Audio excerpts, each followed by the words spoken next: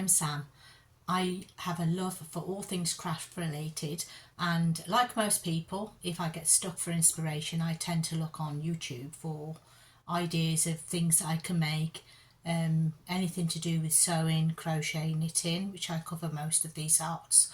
However, I do tend to find that a lot of creators have a particular focus on one craft, such as crochet, knitting, sewing, but it's very rare to find anybody that covers more arts rather than just focusing on one. That's where I come in. You're listening to Sam from Samantha Jayne Crafts. I would just like start today's topic with crochet, in particular granny square projects and projects that you can use to use scrap yarn. A lot of projects I tend to find is granny square related. They're a great way to use up oddments of wool, which you might find stuck with if you've been doing another project like a cardigan or jumpers or blankets. You tend to find that you get a lot of balls of wool left over. So I tend to try and find lots of different projects to change the variety really. One of my favourite ways is granny squares. You can make so many different things with granny squares. I have a few examples here.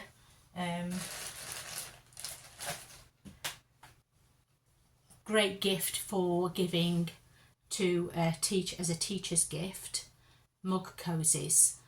These can just be wrapped around a mug. There's an opening there for the handle to go through, and then you fasten the buttons. Great little gift for an end of year teacher's gift for your children, which comes particularly useful if you have more than one child, and that child has more than one teacher.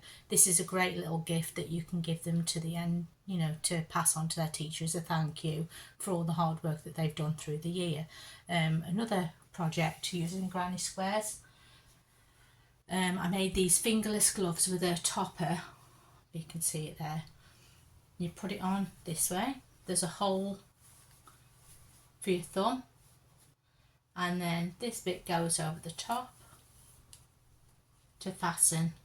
This is my own pattern. I haven't followed a pattern to make these. I just sort of winged it, made it up as I went along. Just did a granny burst sunflower square for the front and a plain one for the back. This is just 100% acrylic yarn, so really super quick and super easy to knock. I think I made these in about an hour and a half, something like that. And that's obviously a pair. The other one's here. Also, another great project. There's another pair of gloves I made here as well, with pumpkins on. Oh, other way. Same principle. Granny square on the front with a hole. These ones don't have a top on the top, it's just like this. What else have we got? I have a book that has lots of projects to make crochet flowers and other little things. And this is one I did from there. It's a floral mini granny square. It's got a beautiful little flower detail in the front, and then it's worked into the back of the square for the green part there, and then the other part, and then I just bordered it with a little single crochet edging, so that if I want to join them together I can do it at a later date. There's lots of other squares that I've made up as well that I haven't blocked. Blocking is another important thing.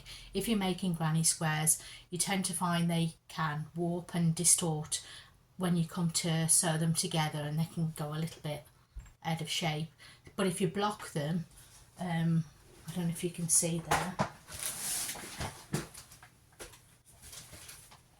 I've been using a big foam gym mat to put the squares on. If you wash them with some warm soapy water, rinse it out to make sure it's all clean, and then pin it to the board, and then you make a nifty little blocking board, which is great if you've got more than say 10 or 12 squares that you want to block at the same time, which is great when you're using to make other projects. You can sew them together to make lots of different things: crochet tops, bags, scarves even, gloves as I've shown you before, hats, bucket hats. The choices is endless really. I've just cut my finger off the pin. Another thing you can make with squares are bags. I'm just going to stop this a minute. Oh, that it's okay. This is a beach bag that I made using, hang on, how many squares? 2 granny squares, one for the front, one for the back, and for the side panels I just double crocheted some more squares for the 2 for the side and one for the bottom, and then sewing them all using double crochet. I crocheted them together to join them. For the handle I made a padded handle, if you can see this, onto a wooden ring and attach the handle to the bag to make it into a bag. Now you can line these with fabric, which does make sense if you're going to carry a lot of weight in them, because as you know, wool stretches, so if you put things in the bag without having a lining in there, they can stretch the handles, especially if you're not having the padded ones like this. If you're a loose handle like this one, if they're a stretchy type handle like this one, they can really stretch out of shape. So this one is probably better if I line it, which I will get round to doing one of these days. I have a whole box full here of all the different bags that I've made. Here's another one, also using granny squares. I really feel granny squares have a bad rap. A lot of people find them as though they're sort of old-fashioned and outdated, and a lot of the younger generation are starting to go back to this style of fashion, especially for places like festivals. If they want to go to music festivals, a lot follow the 60s, 70s style retro cardigans and crop tops and all sorts. So yeah, it is a great way to use up scraps. Another great way to use up scraps is amigurumi, and this doesn't have to be done just with knitting. It can crochet rather. It can be done in knitting too. A lot of the scrap projects I tend to find I prefer knitting things like key rings.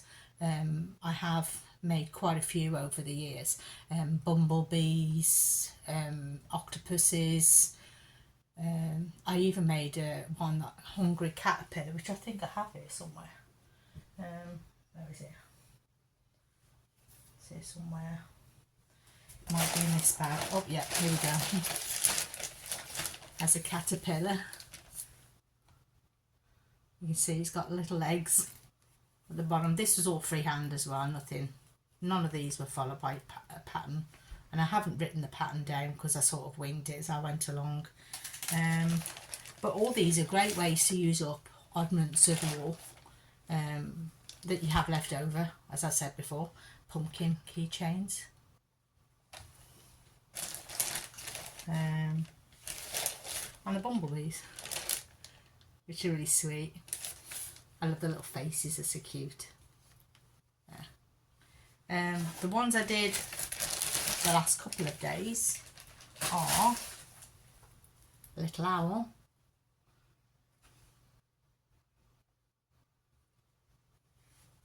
and this was called Chubby Bunny. I thought it was really strange because the head is way bigger than the body, but it still turned out pretty cute. You can see better detail if I tilt the head.